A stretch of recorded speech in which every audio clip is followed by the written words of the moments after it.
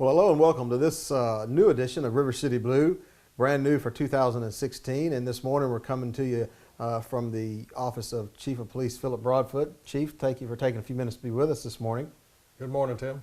And we thought we'd kick off 2016's edition of River City Blue with an interview with Chief Broadfoot, just so that we could kind of catch his perspective on the closing days of 2015, a wrap-up for the police department, and what we're expecting for 2016 as we move forward. And then we've got a couple other things we'd like to talk to you about this edition. So without a whole lot of wasted time, Chief, 2015, it's behind us now, several days, and not too distant into the past, but what are your thoughts on a wrap-up? Well, Tim, what we found with a preliminary review of our statistics on crime for 2015 that I just looked at this morning, in fact, shows that we are up in a few categories and down in a few categories. But overall, our total crimes increased by maybe 40 out of a total of about 1,000. So it's a very, very slight increase, but not anything that we're very, very concerned about at all. So for the police department, from an administrative standpoint, that's not necessarily a sigh of relief, but it is a point where we can say we're holding the line. We're holding the line, yes. And we've had some really good success in our burglary rate. We're very proud of that. We've really taken some extraordinary efforts this past year to bring that burglary rate down, and we dropped it quite a few for 2015. I was looking at a couple of those numbers yesterday, and that was one of the more significant drops Yes. out of all of the categories that we categorized. So that one was pretty interesting. And we'll, of course, have more information on exact statistics when our 15 annual report comes out shortly down the road. So as we move into 2016, we're holding that line. What should our citizens know about our continued efforts or our increased efforts in certain areas so that we can not only hold that line, but actually advance upon that line to provide better police service? Well, I think the takeaway from the statistics for 2015 are that our efforts in crime analysis and our responses to that analysis of our crime has made a difference. We really focused crime analysis on our burglaries, and we had a good drop in those and back down to historic levels. We normally are in the 300 per year. Therefore, around in the 2009-2010 range, we went up above 500 burglaries a year, and then we're back down to about 325. So we're back down in the normal range, and I attribute that a lot to the crime analysis that you did, Tim, in trying to direct where the officers should go using the data and the computer programs to do those predictions. But what we're hoping in 2016 is to expand that. We are hiring a crime analyst with some grant money from the Attorney General's office here in Virginia, and what we're hoping to do is to supplement what you've been doing with a full-time crime analyst, and then expand into some of the other crime categories and see if we can make a difference in those. And that, going back to that crime analysis thing, just to kind of further explain that, basically what we do is we try to look at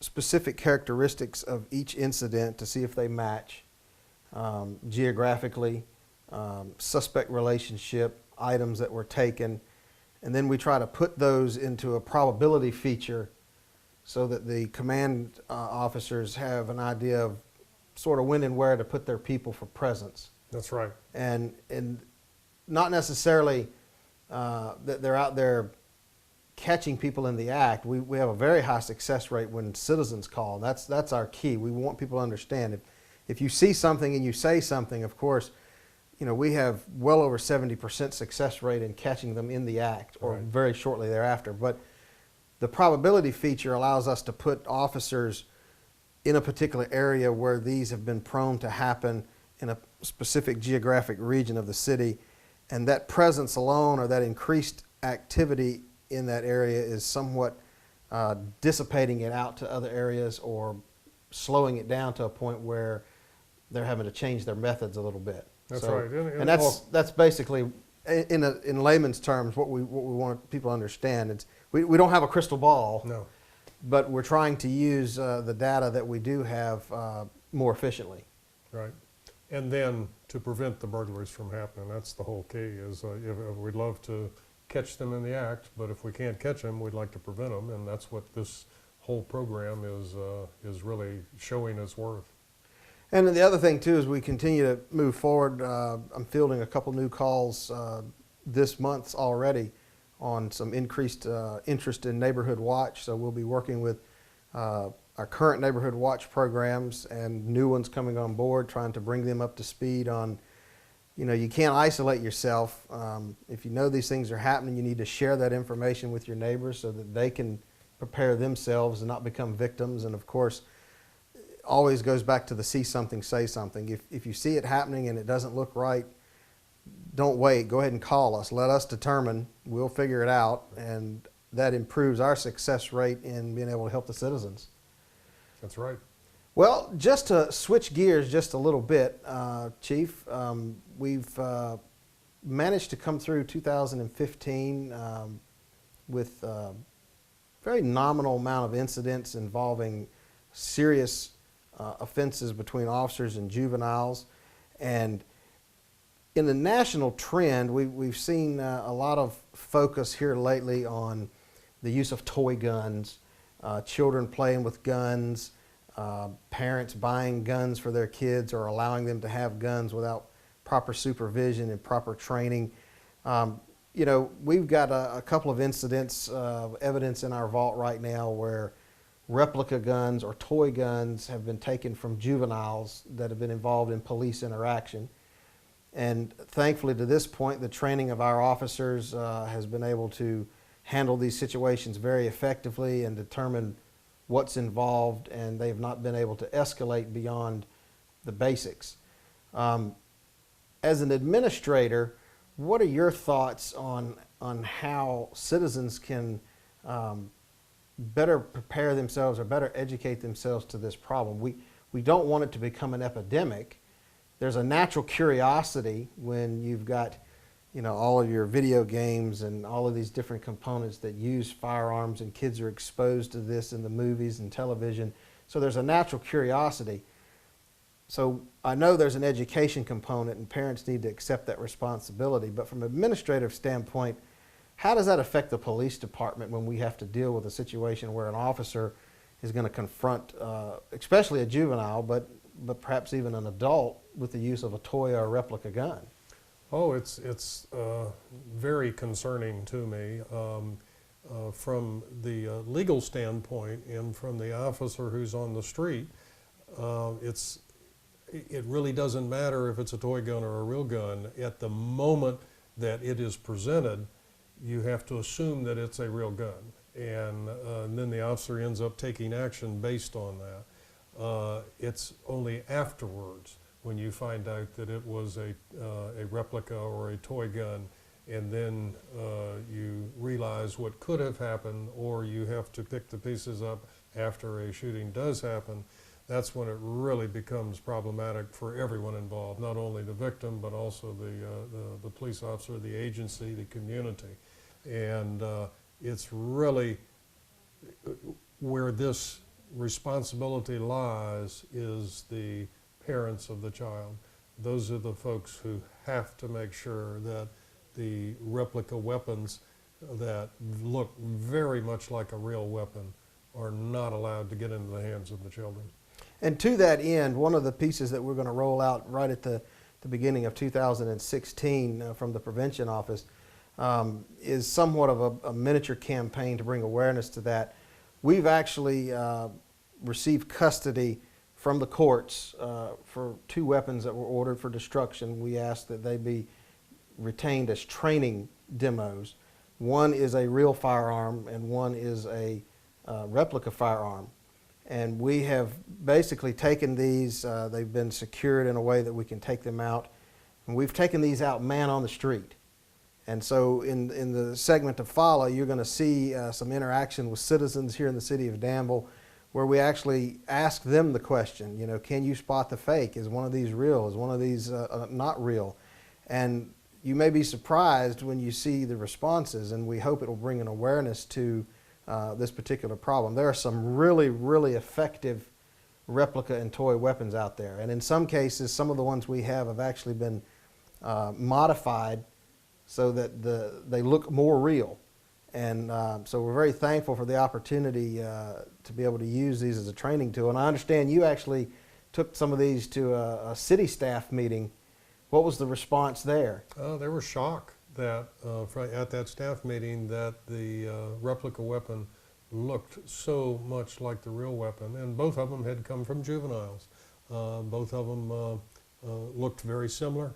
And there was a number of the staff people at the meeting that really could not distinguish between the two. And that's in a situation where they're seated at a table or they're sitting in a room and they actually have a few minutes to examine and to look at, kind of what we've done out in the field, and you'll see in the next segment, as opposed to in a situation where you're staring down the business end, and if you're a store clerk or a business owner or a police officer, you've got that 2 to 3 seconds to make that judgment call. If that much time. If that much time. So, yeah, I mean, when you have the time to sit and look and compare, you may be able to pick up some differences. But like you're saying, in that fraction of a second, when you have to decide, when the police officer has to decide, or the citizen who's armed has to decide whether or not this is a replica weapon or not, that's a very, very, very tough thing to have to go through.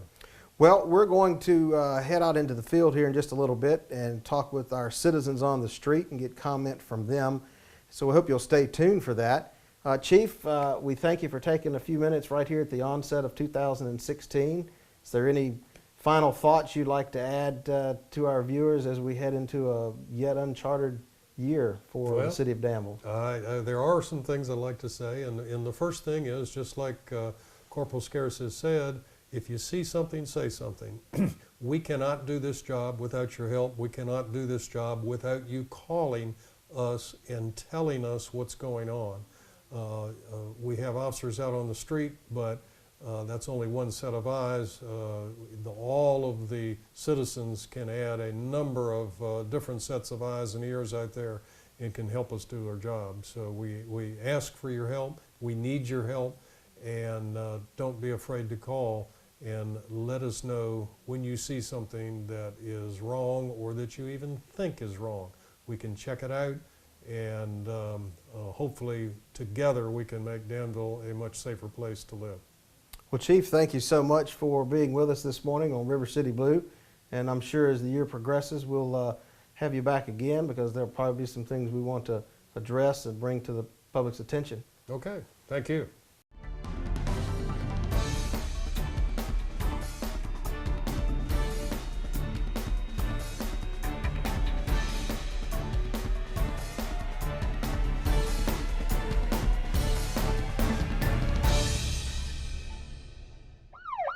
What should you do if you're stopped by an officer of the law?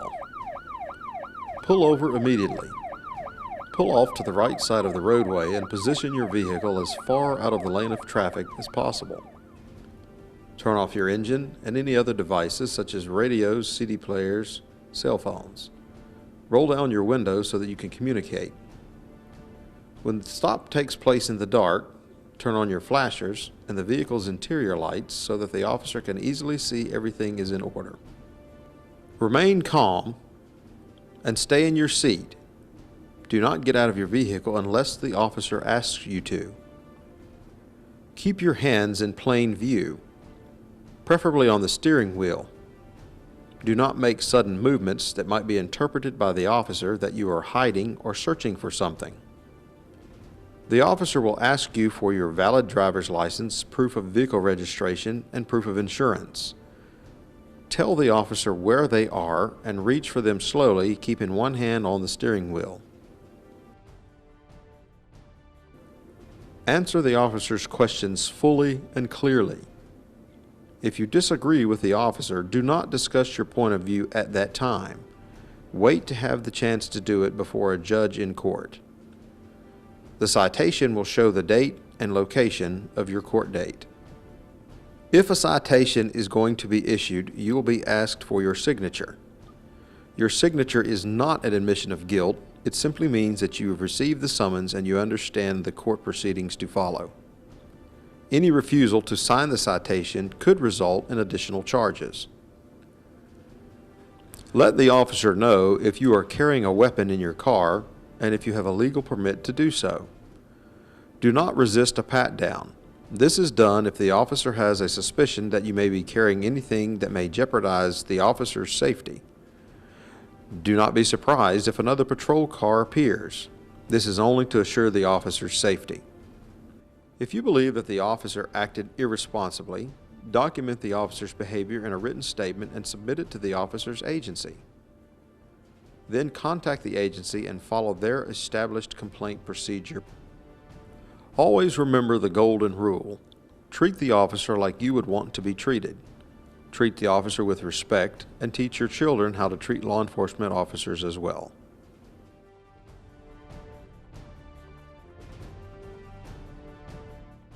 Well, welcome back to this edition of River City Blue. Thanks for tuning back in.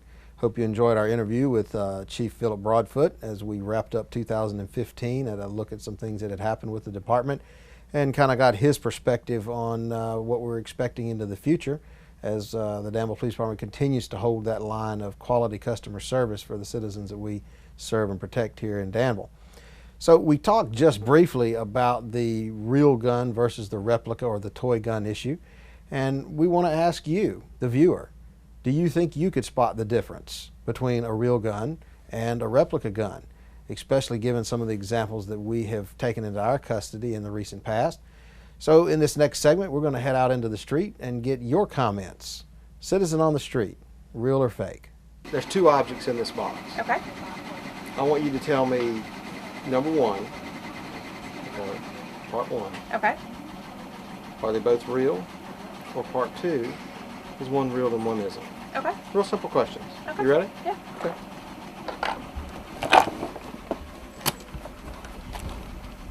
It's not a trick question. Am I allowed to touch them, or am I just visually Visually look at them for right now. Okay.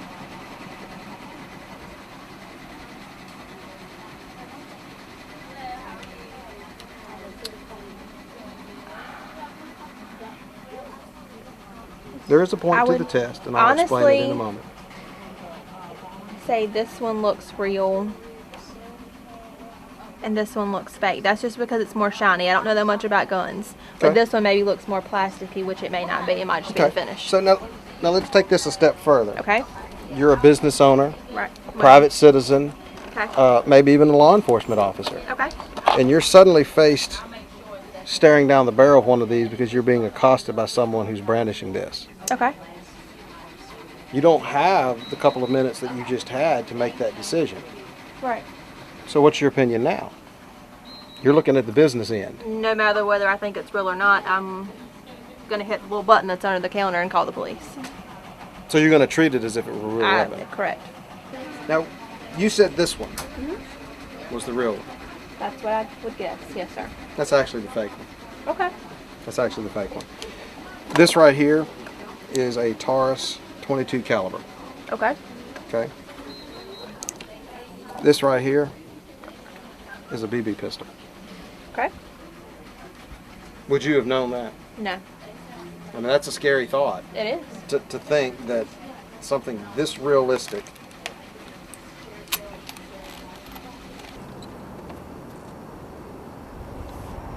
So remember the question.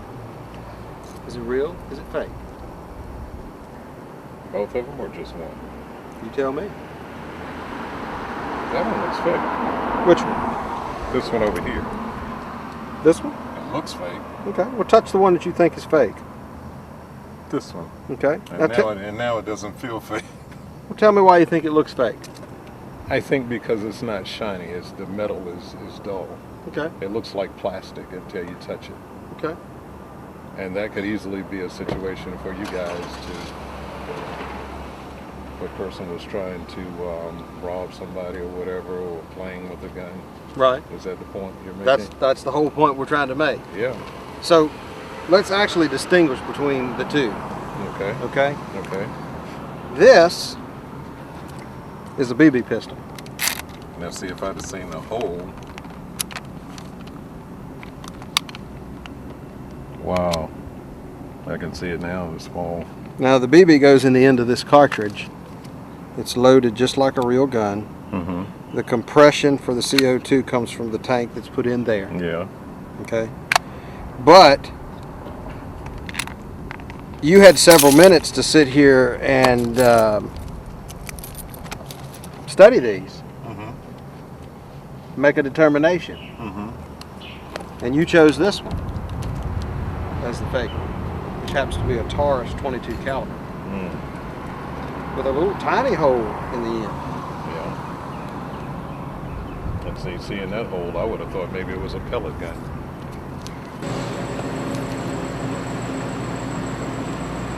Look real. Look real to me. The grill to you.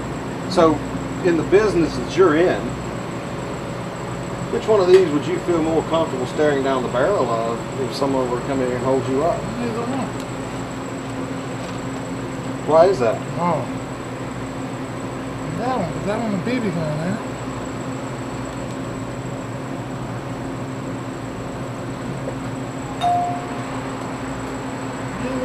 Neither one. Neither one. Still a gun. That's a smart man. So in the few seconds, in that scenario, that's not the time to try to make that decision. And you've had a couple minutes while we've been standing here, and you questioned this one. All right? This is actually the real one. Okay.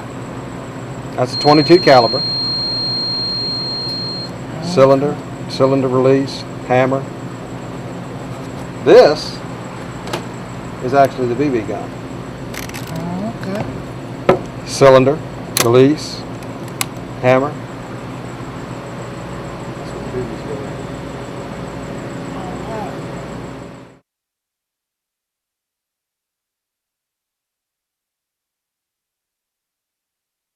Well, that's going to wrap it up for this edition of River City Blue. We thank you for taking the time to join us, and we hope that you have a better understanding of the difference between a real firearm and a fake or a replica firearm, and a little bit better understanding of what exactly goes through an officer's mind or a business owner's mind or even a private citizen when they're confronted with a weapon and they have just milliseconds to make a decision as to whether or not to defend themselves, defend someone else, when faced with circumstances like these.